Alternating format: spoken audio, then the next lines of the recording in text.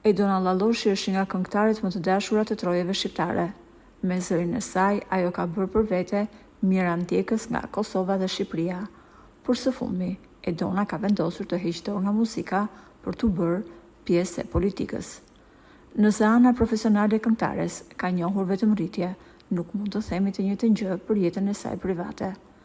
Sherret dhe konfliktet me ish bashkëshortin ka bërë që çifti të ndahet dhe kjo jo në mënyrë paqësore.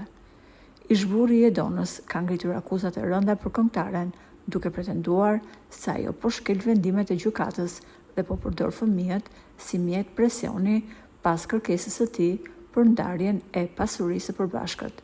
Sipas tij, prej më shumë se 8 muajsh, Edona nuk e ka lejuar që t'i takojë fëmijët, një situatë që për babain është shumë e dhimbshme.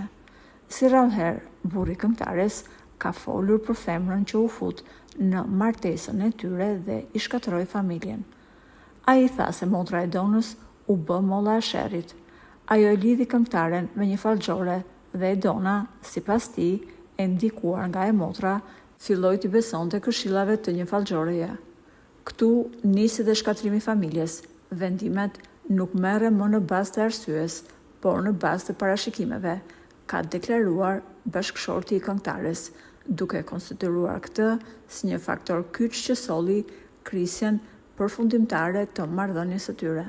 Paralelisht, ai thotë se kërkesa e tij për ndarjen e pasurisë së përbashkët ka qenë një tjetër shkak i rëndësishëm që ka thelluar konfliktin dhe ka sjellë sipas tij përjashtimin e tij nga jeta e fëmijëve. Deri në këtë momente, Edona nuk ka planuar të reagojë ndaj akuzave që i ka bërë ish bashkëshorti i saj.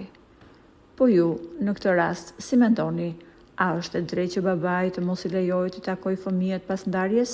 Për më shumë, mund të na lini mendimin tuaj në komentet poshtë videos.